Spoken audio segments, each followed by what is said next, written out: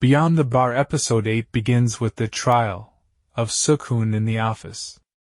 He immediately calls out Tae-Seop for spreading false information and says he'll file a defamation case against him.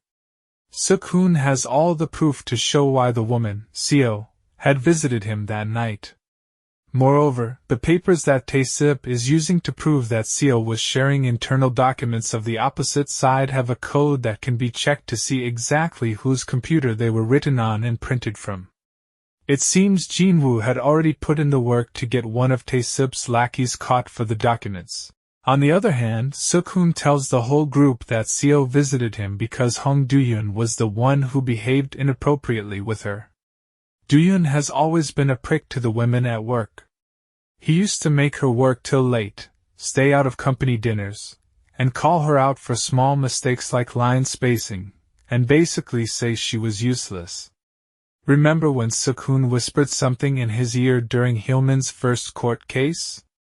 He was talking about the other women that Do-yeon had ill-treated and how Hyo-Min was going to be next for him. I just assumed it would be Tae-Seop, but I guess since he's the partner's son, they spared him a bit. Now, Seo told Seok-Hoon that after some time, Do-yeon started to take her alone to dinners with random clients.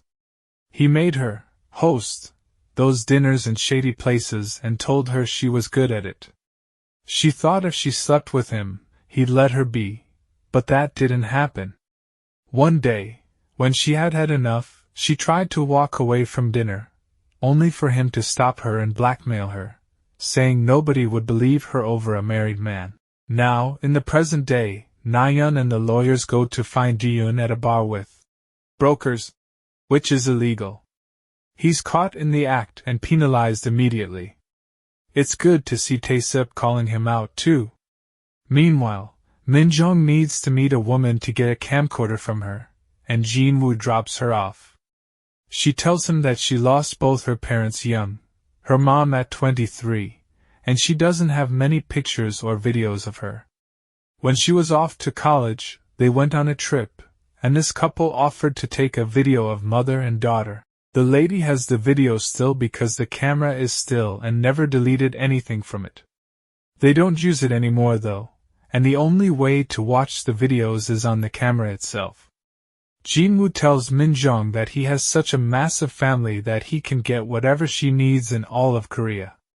He also tells her that because she's basically familyless, they should get married so she can join his massive family. Huh? Some new kind of arranged marriage this is. Min-Jeong finally gets the footage, and in it, her mother is crying because Min-Jeong is going off to SNU, a very big university in South Korea. She breaks down, and Jin-Woo comforts her. Guess this ship is sailing soon. On the other hand, the main case of this episode is Seol-Yeon's sisters. She's a famous TV anchor, and everybody loves her, but Seol-Yeon gets a call randomly about her being in prison. Turns out, she's physically abused her husband and even hurt the police officers while being taken to prison. Seol-Yeon is shocked to hear Seol-Yeon would do such a thing. Her older sister has always been the sweetest and doesn't even raise her voice. Hyo-Min takes on the case, but there's one thing that comes in the way. It turns out Seol-Yeon was a victim of domestic violence, and now suffers from Battered Woman Syndrome. For this, she'd been taking medication, but this medication was recently changed. The new medication is known to have blackouts as a side effect, but for Seol-Yeon, it was a necessity. Hyo-Min tells Seol-Yeon all of this, and she immediately breaks down, wanting to beat up her bedridden brother-in-law. But the real problem arises because it turns out Seol-Yeon learned that she could become Wonder Woman after taking the medication. After she had her first episode, she found her house to be in a big mess but didn't know why. She installed a camera and saw that she was doing all of that when she had blacked out. However, when she realized that it made her unafraid of her husband, and after she beat him up for the first time, she started letting it happen more often. This means, even if Seok-Hoon pleads not guilty because of insanity, it would still be considered abuse, since she knew she would do such things after going into that state. This puts Hyo-Min in a dilemma because she's always put the law first. However, when Seok-Hoon says that the law is to protect those who can't defend themselves, she realizes she needs to keep her promise to Seol-Yeon and save her sister from ruin. The sisters promise not to tell anybody about Seol-Yeon knowing, and ultimately she's found not guilty. At the end of episode 8 of Beyond the Bar, still don't know why we can't just call it Esquire, Hyo-Min realizes she didn't thank Seok-Hoon enough for his advice and for helping them win the case. After having a massive cry with her friends and seeing the video of Seol-Yeon beating up her husband, Hyo-Min buys some drinks and goes off to see Seok-Hoon.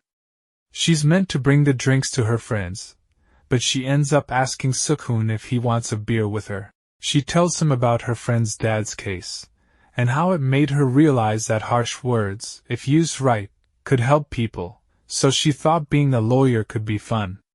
She then tells him about how his words helped her make the right decision to help Seol-Yeon. Seok-Hoon tells her she was made for this job, and she thanks him once again. The next episode looks to be about a murder case, so the stakes are getting higher. Since we've passed the midpoint of the season, it is now time to see if things will go downhill or stay as good. What do you think about the romance? Let us know your thoughts in the comments section below.